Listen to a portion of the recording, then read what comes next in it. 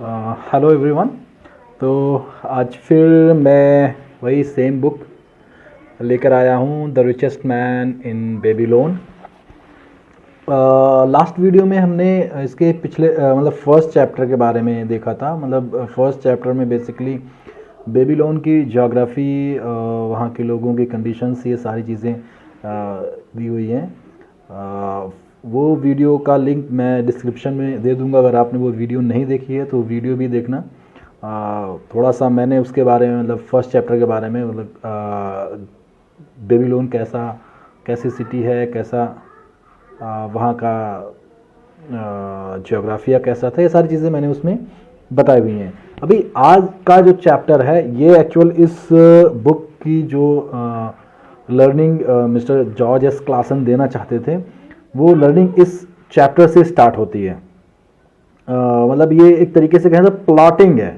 अभी वो इस बुक के लिए प्लॉट रेडी कर रहे हैं, ठीक है, कि कैसे बुक में क्या क्या कंटेंट आगे आने वाले हैं, वो चीज़ें प्लॉट कर रहे हैं। तो आगे हम यही सेकेंड चैप्टर के बारे में ही देखते हैं, तो उसी पे बात करते हैं। चलिए, तो आज की इस वीडियो में बेसिकली मैंने क्या किया है, जो सेकेंड चैप्टर है इस बुक का, थॉरोली पूरा चैप्टर नहीं पढ़ना है। मैंने इस चैप्टर से कुछ 10 से 11 लर्निंग्स जो हमें मिलनी चाहिए, वो लर्निंग इस चैप्टर से हमें सीखने को मिलेगी।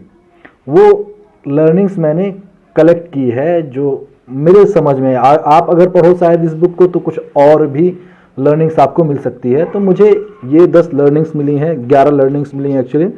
तो मैं उनको एक एक करके आपको समझाता हूँ, और क्यों मैंने वो चीज़ ग्रैब किया वो भी आपको बताता हूँ, ठीक है। तो सबसे पहली लर्निंग जो मैंने इस चैप्टर से लिया है, चलो सॉरी एक चीज़ और बता दूं, इस चैप्टर का नाम, जो टाइटल जो इसके राइटर ने रखा है, वो टाइटल है the man who desired gold, ठीक है। तो एक चीज़ थोड़ा सा और इस चैप्टर के बारे में बेसिक इंट्रोडक्शन। ये चैप्टर 2 कैरेक्टर पे पूरी तरीके से रिवॉल्व होता है। दोनों एक दूसरे के दोस्त हैं, मतलब बहुत जिगरी दोस्त हैं। तो वो दोनों अपनी आर्थिक कंडीशन से, अपनी माली हालत से बहुत ही त्रस्त हैं। काम वो लोग अच्छे हैं, एक्सपर्ट हैं अपनी चीज़ में, मगर पैसे नहीं है उनके पास। उनकी अर्निंग्स अच्छी नहीं हो पा रही, जो अर्निंग हो भी रही है वो एक्यूमुलेट नहीं कर पा रहे हैं, ठीक है। तो वो इसी सारी अपनी माली अवस्था पर ही डिस्कस करते हैं और फाइनल कंक्लूजन पे आते हैं। तो उस फाइनल कंक्लूजन तक हमने कुछ लर्निंग्स मिलनी है, तो वो लर्निंग मैंने नोट की हुई है। तो थोड़ा फास्ट वो लर्निंग हम देख लेते हैं, ठीक है। तो सबसे पहला जो लर्निंग मैंने ग्रैब की है, वो है कि ख्यालों में ना जिएं। सिर्फ ख्यालों में ना जिएं, बल्कि be a man of action. तो जो हमारा कैरेक्टर, जो लीड कैरेक्टर इस चैप्टर का है, बंसीर एक चैरियट मेकर है जो रथ रिपेयर करता है और नए रथ बनाता है, ठीक है। तो वो ना चैप्टर के शुरुआत में ही सबसे पहले ये चीज़ दिया हुआ है कि पहला तो उसकी माली हालत बहुत ख़राब है। वो अपने जो कंडीशन है अभी, उसकी इकोनॉमिकल कंडीशन जो है उससे बिल्कुल त्रस्त है, ठीक है। उसके बावजूद उसके पास जो काम है, काम आया हुआ है उसके पास, इतना काम नहीं है, काम आया हुआ है, उस काम को ना करके वो दीवार पे टेक लगाए बस सोच रहा है कि इसको कैसे सुधारा जाए। तो कोई भी समस्या अगर आपके पास है, स्पेशली माली, तो वो सोचने से नहीं सही होने वाली है। सोचिए, मगर उस सोच के साथ एक्शन भी होना ज़रूरी है। तो बंसीर बस ख्याली पुलाव पकाता रहता है कि काश मेरे पास ये होता। ऐसा ही एक कंडीशन है जिसमें वो साफ शब्दों में कहता है कि मुझे अभी एक सपना आया। क्या है, मैं थोड़ा पढ़ता हूँ कि मैंने सपना देखा, जो कि एक सेंसलेस सपना है जिसका कोई सिर पैर नहीं है, कि मैं भी एक मालदार आदमी हूँ। मेरे भी बेल्ट से एक वजनदार एक भारी भरकम बटुआ लटकता है जिसमें शेकल्स हैं। शेकल बेबीलोन की मुद्रा थी, उसमें जिसमें शेकल के साथ साथ सिल्वर भी है, गोल्ड भी है। उस शेकल को मैं गरीबों को बांटता फिरूं, बिना किसी परवाह के गरीबों को देता फिरूं। और जो सिल्वर है उससे मैं अपने लिए और अपनी बीवी के लिए अच्छे अच्छे गारमेंट और गहने खरीदूं, और जो गोल्ड है वो अब मैं अपने फ्यूचर के लिए सेव करके रखूं। तो ये पूरा काल्पनिक दुनिया में वो जी रहा है। तो काल्पनिक मतलब रियल वर्ल्ड में ऐसा नहीं होता, आपको कुछ एक्ट करना पड़ता है। ठीक है, तो पहला वो था कि ख्याली दुनिया में ना जिए, be a man of action.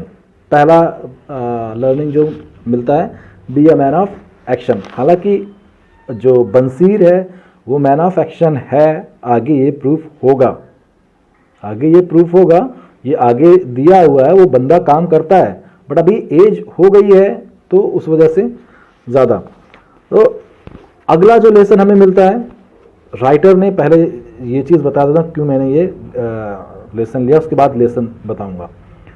Writer ने बहुत अच्छे तरीके से किया है कि उसकी बंसीर की माली कंडीशन, आर्थिक कंडीशन बहुत आर्थिक अवस्था बड़ी ख़राब थी।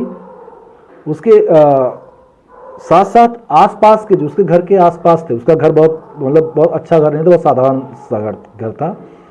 उसके आसपास बड़े बड़े महल, राजा का महल, बड़ी बड़ी दीवारों के पीछे बना हुआ, बड़ी बड़ी दीवारों की आड़ में बना हुआ राजा का महल, और साथ साथ में जो एक बड़ा सा टावर,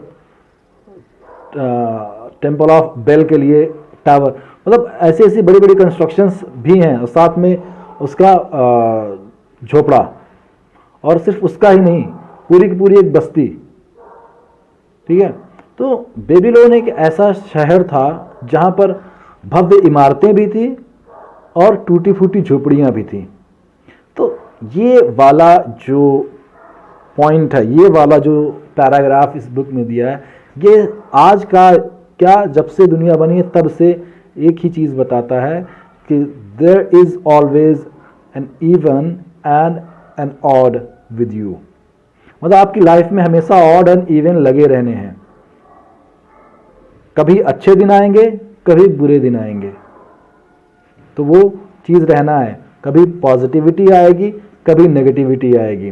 तो जो ये वाली लर्निंग है वो मैंने यही रखी है, life is full of odds and evens. अब आप देख सकते हैं बेबीलोन का, वहां पर भव्य इमारतें भी हैं, साथ साथ में टूटी फूटी झोपड़ियां भी हैं। ठीक है, उसके बाद अगला जो लर्निंग मैंने ली है वो है don't invest all your money. अपनी सारी मनी इन्वेस्ट ना करें, कुछ अपने पास भी रखें, या सारी मनी खर्च ना करें। इन्वेस्ट मैंने गलत वर्ड ले लिया, खर्च कहना चाहिए था, एक्सपेंड ना करें, इन्वेस्ट नहीं, एक्सपेंड ना करें। तो ये एक्चुअली ये जो किस कॉन्टेक्स्ट में मैं कह रहा हूँ वो कॉन्टेक्स्ट एक बार देख लेते हैं। तो बेसिकली जो बंसीर है, ये तो पहला कैरेक्टर हुआ। दूसरा मैंने बोला दो कैरेक्टर हैं, दूसरा कैरेक्टर बंसीर का दोस्त कॉबी, जो कि एक म्यूजिशियन है, संगीतकार है, गवैया है। ठीक है, तो कॉबी बंसीर के पास जाता है। जब बंसीर अपने ख्यालों की दुनिया में गोते खा रहा होता है, तभी कॉबी जाता है और उसको बोलता है कि लगता है खुदा तुम पर बहुत ही ज़्यादा मेहरबान हो गया है जो तुम काम नहीं कर रहे हो। अगर तुम पर खुदा इतना ही ज़्यादा मेहरबान हो गया तो अपनी पर्स में से 2 शेकल निकाल के मुझे दे दो। अगला जो नोबल फीस्ट होने वाली है उस तक, जो नोबल फीस्ट के बाद मैं तुमको बिना कहे, बिना टोकना नहीं पड़ेगा, मैं तुमको वापस कर दूंगा। ठीक है, तो इसी पर बंसीर कहता है कि अगर मेरे पास 2 शेकल होते भी तो मैं तुमको नहीं देता। क्यों नहीं देता? क्योंकि वही 2 शेकल ही मेरी पूरी पूंजी होते, और कोई भी अपनी पूरी पूंजी किसी को उधार नहीं देता या पूरी पूंजी नहीं खर्च करता है। तो वही सिमिलरली आपको भी ये सीख लेनी चाहिए कि अपनी पूरी पूंजी उधार ना दें या एक ही जगह पर इन्वेस्ट ना करें जहां पर पूंजी मारे जाने का खतरा हो। एक सीख यहां से ये मिलती है। ठीक है, नाउ आगे अगली जो सीख मिली, जैसे मैंने अभी बोला कि कॉबी आलसी आदमी नहीं था, वो मैन ऑफ एक्शन था, मगर कंडीशंस ऐसी आ गई। तो एक सिचुएशन ऐसी रहती है जिस पर कॉबी के बोला, बंसीर मैन ऑफ एक्शन था। कॉबी बंसीर से कहता है, मैं बुक पढ़ के बताता हूं, TISS not like we my friend, तुम तो ऐसे नहीं थे, मतलब इसका तुम तो ऐसे नहीं थे। Where is thy endless energy, कहां गई वो तुम्हारी अंतहीन ऊर्जा। Does something distress thee, have the gods brought to thee troubles, क्या तुमको कोई चीज परेशान की हुई है या खुदा ने तुमको किसी मुसीबत में डाला हुआ है। तो कॉबी बोलता है वो where is thy endless energy, बंसीर को बोलता है तुम्हारी वो अंतहीन ऊर्जा कहां गई। तो ये अंतहीन ऊर्जा से बात, देखो आपके लाइफ में फेजेस आते हैं।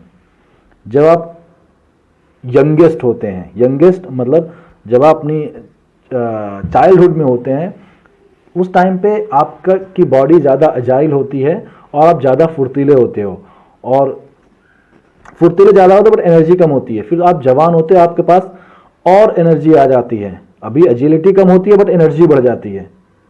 ठीक है, फिर जैसे जैसे एज बढ़ती जाती है, बुढ़ापा आता है, आपकी एनर्जी कम होती चली जाती है, आपकी एनर्जी कम होती चली जाती है। तो वो जो एनर्जी आपकी जवानी में थी, जरूरी नहीं कि वो आपके बुढ़ापे में भी हो। तो मेरे दोस्त, ये चीज ध्यान देना, आपकी एनर्जी हमेशा एक जैसी नहीं रहनी है। तो इट्स बेटर कि आप अपनी, जब आपके पास एनर्जी है तो उसका सही यूटिलाइजेशन करें और सही जगह पर उसको लगाएं, और अपने बुढ़ापे में जब आपके पास एनर्जी नहीं रह जाए, उस वक्त के लिए कुछ अर्निंग करके रख लें। ठीक है, क्योंकि वो ऊर्जा हमेशा एक जैसी नहीं हो रही, जैसे बंसीर के साथ हुआ। अभी एक कंडीशन और भी है जहां पर बंसीर खुद कहता है, मैं बताता हूं पढ़ के क्या कहता है। Never in all those years did I think like this before, आज से पहले मैंने कभी ऐसा नहीं सोचा, ये बंसीर बोल रहा है। फ्रॉम अर्ली डॉन, मतलब सुबह भोर से ही, अंटिल डार्कनेस स्टॉप मी, जब तक कि अंधेरा मुझे रोक नहीं देता। I have laboured to build the finest chariots any man could make, मैंने सबसे अच्छे चैरियट, सबसे अच्छे रथ बनाने के लिए मेहनत की जो कि कोई भी इंसान शायद ही बना सके। Soft heartedly hoping some day, मतलब सॉफ्ट हार्टेडली आशा कर रहा था कि कभी ना कभी गॉड, खुदा मेरे इस मेहनत की तरफ ध्यान देगा और मुझे किसी न किसी रिवॉर्ड से, किसी न किसी उससे नवाजेगा, और वो रिवॉर्ड प्रॉस्पेरिटी की तरह आए। जबकि ये कभी हुआ ही नहीं। आखिर में मैं हार गया। At last I realise this they will never do, आखिर में वो हार गया। तो मतलब ये कि ऐसा नहीं है कि बंसीर मेहनती नहीं था, उसने मेहनत की, बट वो उस मेहनत के बाद आगे का काम नहीं कर सका। अभी वो चीज़ भी आएगी, आप बस वीडियो को आगे तक देखते रहें, आपको वो चीज़ें भी समझ में आएंगी। तो फिलहाल आप इस पे रहें कि सबके पास या किसी के पास भी एनर्जी हमेशा तक के लिए नहीं होती है, वो कभी ना कभी ख़त्म होने वाली है। तो जो एनर्जी आपके पास जवानी में है, उसका सही जगह पर इस्तेमाल करके बुढ़ापे के लिए जो भी एक्सपीरियंस, जो भी धनराशि है, वो उसे उसका संचय करके रख लें। ठीक है, now moving to our next point. अगला लर्निंग जो है वो ये है कि आप हमेशा अपने पीयर्स से डिस्कस करें। पीयर्स से डिस्कस करने से मुराद ये है कि आपकी जैसी सोच वाले व्यक्ति से, कोई व्यक्ति जो आपकी जैसी सोच रखता हो उससे जरूर डिस्कस करें। ठीक है, तो यहां पर जैसे आपकी जैसी सोच रखने वाले से मतलब कि बंसीर और कॉबी आपस में डिस्कस कर रहे थे। डिस्कस क्या कर रहे थे, उन्होंने सीधा बोला कि हमें इस पे let us talk it over together, हमें इस पर बात करनी चाहिए। For as the sailors do say, जैसा कि सेलर बोलते हैं, नाविक बोलते हैं कि we ride in the same boat, हम सभी एक ही नाव पर सवार हैं। As youngsters we went together to the priest, हम भी बचपन में एक ही गुरु के पास गए शिक्षा लेने के लिए। तो वो पीयर्स थे, एक तरह की सोच रखने वाले, दोनों की सिचुएशंस एक ही थी, दोनों की इकोनॉमिकल कंडीशन खराब थी। तो इस वक्त वो पीयर हैं। तो पीयर से डिस्कशन करना चाहिए। इस डिस्कशन का फायदा होता है, फायदा क्या होता है, कुछ ना कुछ कंक्लूजन निकलता है, उस कंक्लूजन पे या तो प्रॉब्लम का रेजोल्यूशन निकल जाता है या रेजोल्यूशन का कोई ना कोई तरीका निकल के आ जाता है। ठीक है, तो एक तो ये लर्निंग हुई कि अपने पीयर से डिस्कस करें। नाउ अगला है only hard work is not sufficient. जैसा मैंने बोला कि बंसीर काफी हार्ड वर्किंग बंदा था, वो सुबह से लेके अंधेरे तक काम करता रहता था, लेकिन आज उसकी कंडीशन बहुत खराब है। तो सिर्फ हार्ड वर्किंग इज सफिशिएंट नहीं है, आपको थोड़ा बहुत मनी मेकिंग भी आना चाहिए। तो वो चीज़ें आगे इस बुक में बहुत बेहतरीन तरीके से बताई गई हैं। इस चैप्टर में भी थोड़ा सा हिंट आपको मिल जाएगा उस पर। ठीक है, तो फिलहाल के लिए हम अगली लर्निंग की तरफ बढ़ते हैं। अगली लर्निंग है इंट्रोस्पेक्शन। अपना इंट्रोस्पेक्शन करें, जैसा कि कॉबी एंड बंसीर ने किया कि उन्होंने हर चीज़ तो सीखी। कॉबी बहुत बेहतरीन म्यूजिशियन बन गया, एरिया का सबसे बेहतरीन म्यूजिशियन था, पैसे कमाता था, बट उनका संचय नहीं कर पाता था, उनको इकट्ठा करके एक जगह सही जगह पर इस्तेमाल नहीं कर पाता था।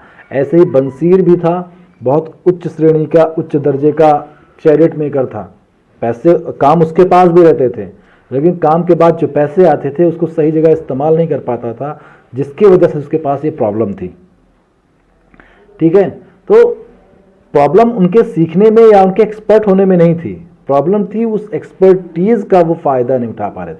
वो एक्सपर्ट अलग फील्ड के थे, लेकिन आपके एक्सपर्ट होने के साथ साथ आपको एक चीज़ की और ज़रूरत होती है, वो होती है कि कैसे आप उस एक्सपर्टीज़ को मोनेटाइज करके उससे बेनिफिट उठाएं, और फिर जो मोनेटाइजेशन के बाद आपको अर्निंग हो रही है उस अर्निंग को कैसे सहेज के रखें। ठीक है, तो ये सारा इंट्रोस्पेक्शन कॉबी और बंसीर ने कर लिया कि हमने पैसे तो कमाए अपने बचपन में या अपनी जवानी में, बट हम उसको संभाल नहीं पाए। ये इंट्रोस्पेक्शन हो गया, इनको फाइनली ये चीज़ पता चल गया कि गलती हमारी है। ठीक है, तो अब इसके बाद अगला जो पॉइंट इस बुक में हमें मिला है, देखो वो बहुत ख़ास नहीं है, बट फिर भी मैं उसको लेके चलना चाहता हूँ। जो लर्निंग में ले रहा हूँ, freedom is lot better than a slavery. Slavery से काफ़ी बेहतर है फ्रीडम। जैसे इसमें कंडीशन दी थी कि राजा के यहाँ शाही दावत होने वाली थी, उसके लिए सारे स्लेव, उसके गुलाम पानी ढो रहे थे, कैरी कर रहे थे पानी, वहाँ शाही दावत के लिए लेके जा रहे थे। उस वक्त बड़े से बड़े लोग उस पानी ले जाने वाले जत्थे को, उन गुलामों को बड़ी इज्जत दे रहे थे, क्योंकि कल वो उस पानी का इस्तेमाल उस शाही दावत में होने वाला था। ठीक है, तो इस वक्त तो स्लेव की उसकी इज्जत थी, लेकिन इसके बाद फाइनली उनको करना क्या है, फिर से घास के बिस्तर पे सोना है और वही पॉरिज खाना है। ठीक है, तो रिस्पेक्ट आप भी भर की है, तो इससे इस तरह की रिस्पेक्ट से बेहतर है कि आप फ्री रहो और अपनी खुद की रिस्पेक्ट और अपना खुद का कारोबार शुरू कर सको। ठीक है, तो इसलिए ये एक लर्निंग बेहतर डाली हुई है बुक में, मैंने जो वो किया हुआ है। नेक्स्ट जो पॉइंट मैं वो समझता हूँ, seek advice from the wise. Seek advice from the wise. Kobbi पूछता है, might we not find out how others acquire gold and do as they do.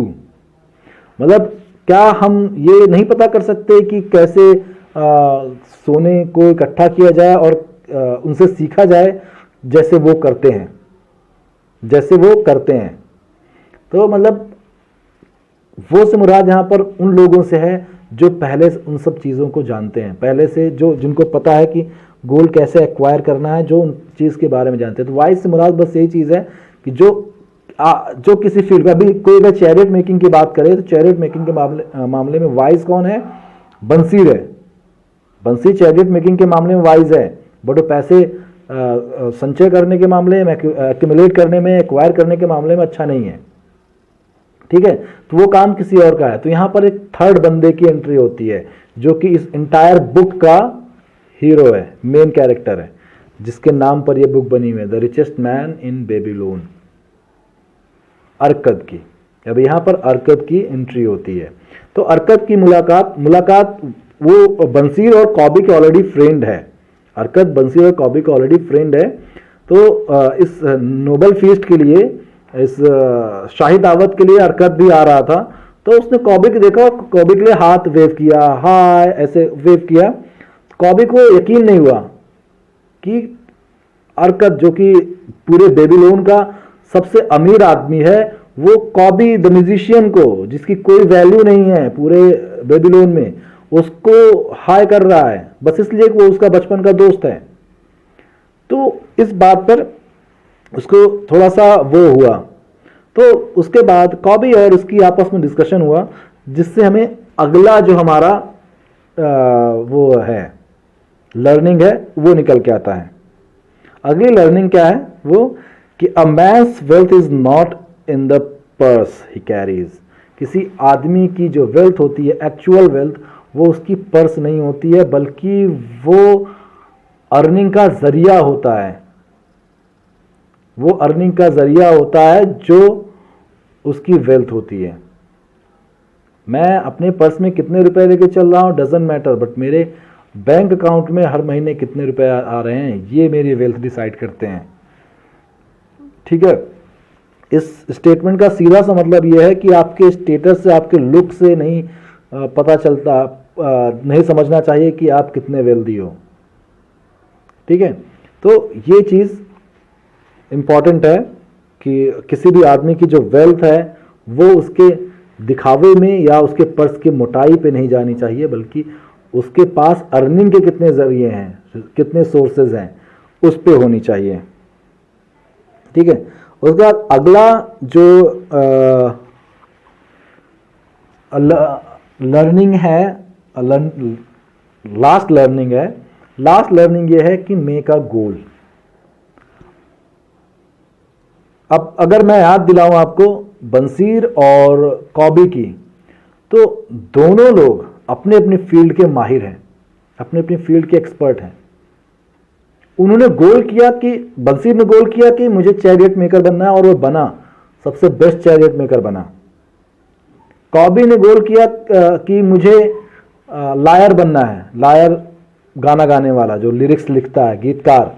Lawyer वो झूठा वाला लायर मत समझ लेना, ठीक है। तो उसे गीतकार बनना है, वो बेस्ट गीतकार बना, अच्छा गीतकार बना, मगर उसने कभी पैसे इकट्ठा करने का सोचा ही नहीं, कभी वेल्थ एक्यूमुलेट करने का उन दोनों ने नहीं सोचा। इस वजह से यहां पर प्रॉब्लम आई। उन्होंने जो भी कमाया वो खाया।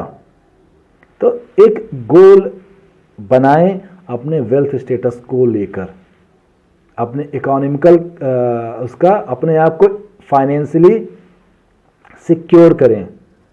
ये काम ये काम कॉबी और बंसीर ने नहीं किया था, जिसकी वजह से प्रॉब्लम हुई। ठीक है, तो फाइनली कॉबी और बंसीर ने डिसाइड किया कि हम अरकद से, जो कि उनके फ्रेंड हैं, उससे ये टीचिंग लेते। जैसे ऑलरेडी मैं बता चुका हूँ, seek advice from the wise. तो ये वाइज अरकद है, जिसको पता है कि पैसे कैसे इकट्ठा किए जाएंगे, क्योंकि अरकद भी एक टाइम पे इनके जैसा ही था। अरकद भी पैदाइशी अमीर नहीं था, वो भी इनके जैसा ही था। वो भी आगे अरकद की पूरी स्टोरी नेक्स्ट चैप्टर में आएगी, बट इस चैप्टर के लिए बस इतना ही, वो भी इनके जैसा ही था, इनके साथ ही पढ़ा लिखा है, सब कुछ इनके साथ हुआ है। अब वो बेबीलोन का सबसे अमीर आदमी बन गया है। तो वो कैसे बना, वो सारी चीज़ें हम नेक्स्ट चैप्टर का जो वीडियो होगा उसमें, थर्ड चैप्टर के वीडियो में वो सारी स्टोरी देखेंगे। अभी फिलहाल के लिए हम इसी चैप्टर पे रहते हैं। तो इस चैप्टर में दोनों ने, बंसीर ने और कॉबी ने डिसाइड किया कि हम अरकत से सीखेंगे कि वो कैसे ये गोल्ड्स को एक्यूमुलेट करता है, कैसे उनको, उनका मैनेजमेंट कैसे करता है, ये सारी चीज़ें वो उससे सीखेंगे। ठीक है, तो फाइनली जो डिसीजन होने के बाद जो इस पूरे चैप्टर का कंक्लूजन निकल रही है, इतनी लर्निंग्स थी, अभी हम इसको थोड़ा का कंक्लूड करते हैं। तो जो मुझे कंक्लूजन के हिसाब से लगा इस पूरे चैप्टर में, जो इस चैप्टर के writer mister George S Klaasen बताना चाहते थे, वो ये कि वी मस्ट इंट्रोस्पेक्ट आवरसेल्व्स, हमें अपने आप का इंट्रोस्पेक्शन करना चाहिए अगर हम कहीं पर फेल हो रहे हैं तो, और अपनी गलतियां फाइंड आउट करनी चाहिए। We must find out our mistakes, जैसा कि कॉबी और बंसीर ने किया। उन्होंने क्या गलती की, वो अपने फील्ड के एक्सपर्ट थे, बट वो पैसे एक्यूमुलेट करने या वेल्थ एक्यूमुलेट करने के एक्सपर्ट नहीं थे। तो वो उनकी गलती थी, जिसकी वजह से जो कमाते थे वो खर्च हो जाता था, मतलब बेकार वेस्ट हो जाता था। वेस्ट से मुराद कि सही जगह पर इस्तेमाल नहीं कर पाते या सही तरीके से नहीं इस्तेमाल कर पाते थे। ठीक है, तो इंट्रोस्पेक्ट करें और अपने दोस्तों से डिस्कस भी करें। दोस्तों से मुराद पीयर्स से है, सेम मेंटालिटी वाले लोगों से डिस्कस करें। डिस्कस करने का फ़ायदा ये होता है, या तो आपको सॉल्यूशन मिल जाएगा, या सॉल्यूशन के बाद उसका कुछ ना कुछ तरीका मिल जाएगा। सॉल्यूशन अगर नहीं भी मिला तो सॉल्व करने का कोई ना कोई तरीका मिल जाएगा। ठीक है, तो फिलहाल इस चैप्टर के लिए बस इतना ही।